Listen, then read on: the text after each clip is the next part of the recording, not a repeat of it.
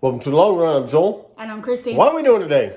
It's time for our second Croctober recipe video of 2024. All right, let's get to it. All right, and before we get started, let's just say that this is a collab with Dawn from Sensible Living with Money Mom and Sarah from Backroad Money. And if you haven't checked out their videos yet, please go check them out as soon as ours is done, of course. And if you came over here because of one of them, we thank you so much, and we hope you enjoy our recipes. That's right.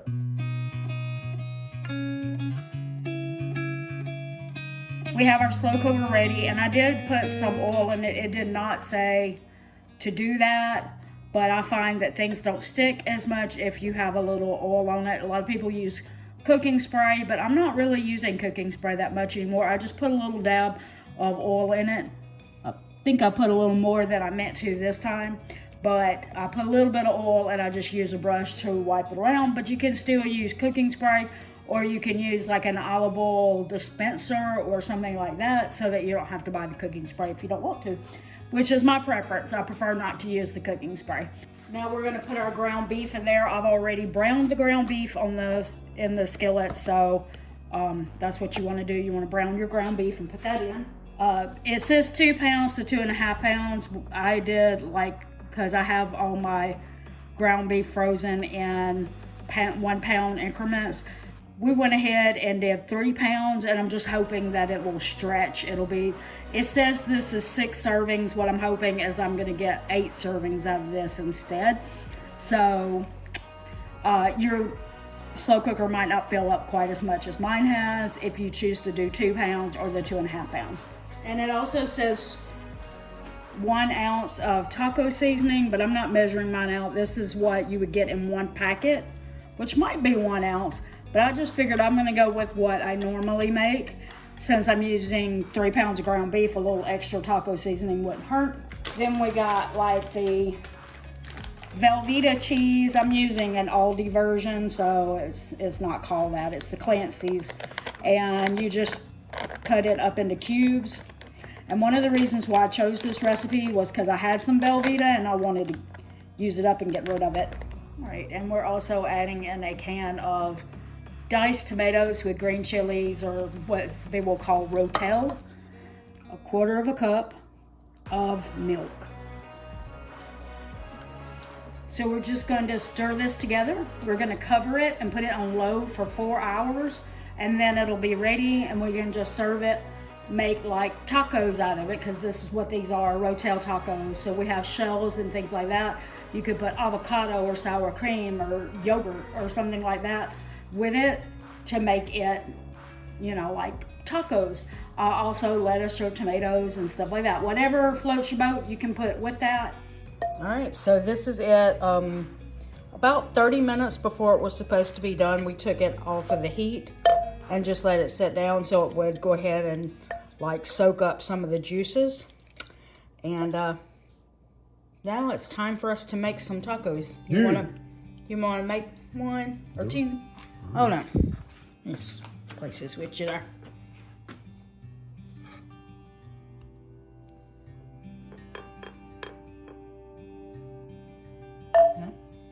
You want to put anything on it, or you want to give it a little taste, or? That's good. That's good. Well, you could probably also use this as a dip if you want to. It's kind of dip. Get you some nachos and make some nachos out of it. This would be really good. Yep.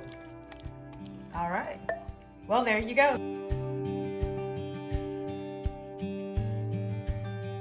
Tonight we're going to have a slow cooker cheesy chicken chili.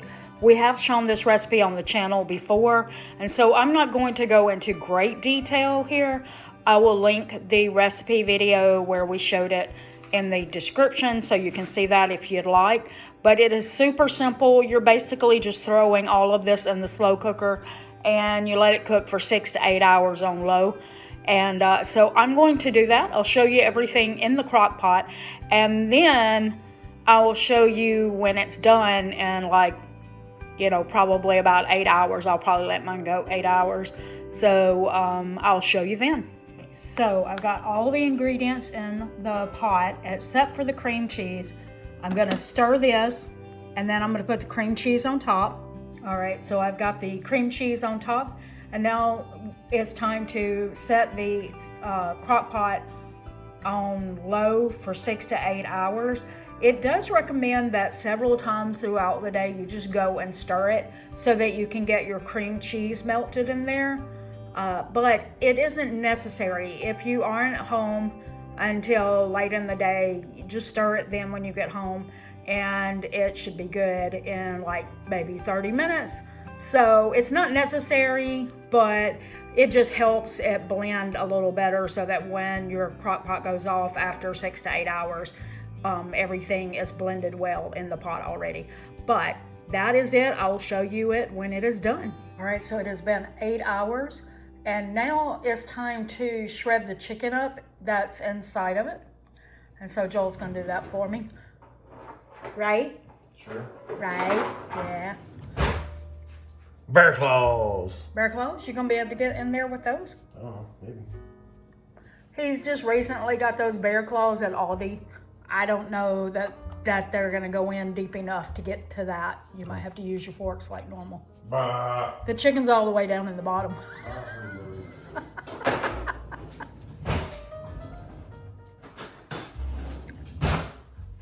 He's proud of his Forks. Okay, forks. He's proud of his claws. The only thing he was ever super excited to buy from Aldi other than food. All right. There you go. All right, and this is it, and this is all you really have to do to it, and you can pair it with something else. You could use some tortilla chips or something like that, because it's basically like chili, as if it's just more on the cheesy side. So it's very, very good. And again, if you'd like to see the recipe for that, like the whole thing without me like jumping around a lot, you can check out the description and I'll have a link for you there.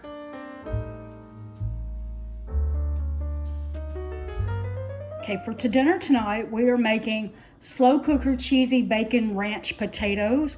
And we're going to grill some hamburgers to go with this, just have this as a side dish. And we're actually hoping that we're going to get plenty of leftovers from this and maybe grill a couple of more nights after this. You're actually going to line your slow cooker with some aluminum foil on this, because you're going to need to make it kind of like, you want to hold in that steam as much as possible, so the aluminum foil is going to help hold it in. Hopefully I put enough here, but we'll see. All right, so I did spray it with some cooking spray, do that. And then you want to throw in half of your potatoes, and then when you throw in half your potatoes, then you're going to put half of your bacon. And it says to use half a pound or a whole pound, and Joel thought whole pound sounded better. So I did bake half a whole pound of bacon. So we're putting half of that in there. If you like onions, you're gonna put green onions and white onions in this part, but I'm not doing that. So now we're gonna put in some ranch. If you want to, you can get the packet, but if you'd prefer, I also have a recipe for homemade ranch seasoning, and it's just 3 tablespoons equals the amount that you would get in a packet. Then you're supposed to have 2.5 cups of shredded cheese, and it says to put in your cheese, but to hold back half of the cup, so you'd be putting about 2 cups. That's probably about right. Then you're supposed to melt 2 tablespoons of butter, and so we're going to put the butter on there. Here we are, we've got our butter here. Oh, shoot. I wasn't supposed to put the butter on there. My bad. Okay. Time to repeat the layers. The rest of the bacon. More onions or green onions if you're putting that in. It doesn't say to put the ranch packet in this layer, and I don't know if I was supposed to put, maybe I was supposed to put half of the ranch packet on the first layer and then the other half on the second one. And then we're supposed to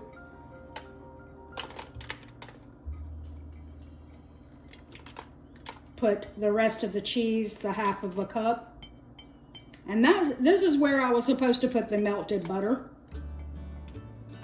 Oops, and get a little bit more of it.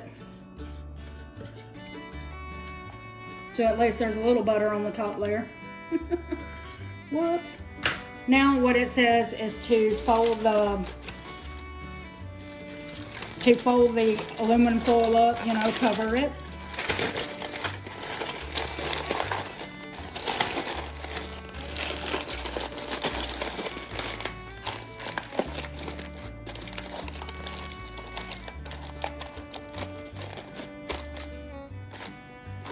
I don't know if I was supposed to go quite that tight, but this is supposed to help steam it and cook it perfectly.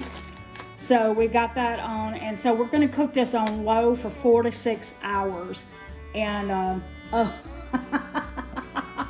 I should really read instructions better, because what it said was to put half of the cheese on that first layer, half of the cheese on the second one, but to reserve half of a cup for later. So it looks like I may have to add another half a cup of cheese, unless this cooks out perfectly, and I just won't do it. But we'll see what happens. Okay, anyway, so this is what it does, 4 to 6 hours on low. All right, we're opening it. See how our potatoes are now. It's been 6 hours, I'm pretty sure.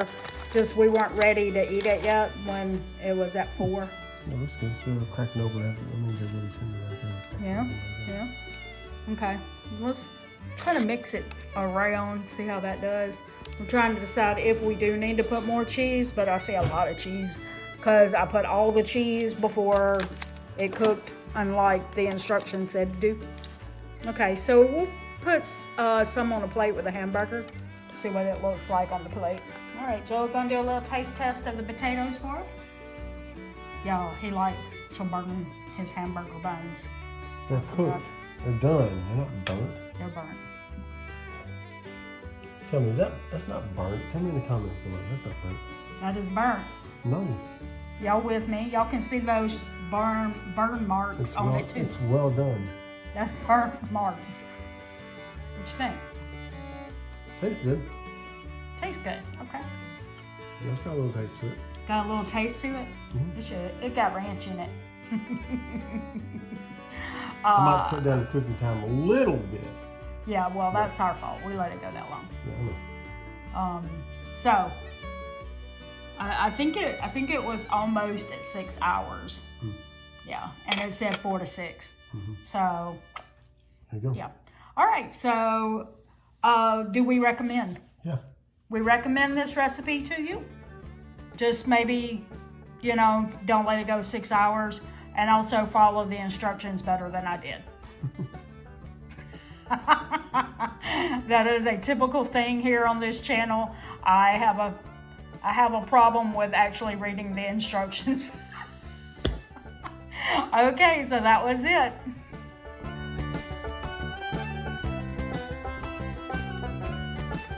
Today we're making fajita chicken and rice, and we're going to put cream of chicken soup in there. You can use canned cream of chicken soup. We don't, but I know that looks like a lot of cream of chicken soup there, but it called for 2 22-ounce cans, which are the large ones, not the small ones. So I had to quadruple the recipe. If you'd like to see how to make cream of chicken soup on your own, be sure to check out the link in the description. And it says 3 to 4 cups of chicken stock. According to your preference, which I don't know how you're supposed to know that. I didn't really realize it, but now I'm really a little concerned about the recipe, because it was a little vague on stuff, like it says white rice and doesn't say how much. And so I read down in the comments, and somebody asked that question, and she said, oh, I used 3 or 4 cups. So it's not very detailed recipe, so here's hoping. It's about 3, right? About 3, and we'll just see what goes with that. It says 3 to 4, again, a little vague. All right, and so we got our cream of chicken soup and our chicken broth mixed in there. All right, and now we're you can put 4 to 6 cups of rotisserie chicken. we made a spatchcock chicken, which is where you cook the chicken and then, yourself. Take a whole chicken, cook it yourself, and then just pull the chicken off yourself. So that's what we're using instead of rotisserie chicken, but you could use that if you wanted to. We've got the chicken in there. Now we're also adding some bell peppers into it. That's 2 bell peppers that are chopped up.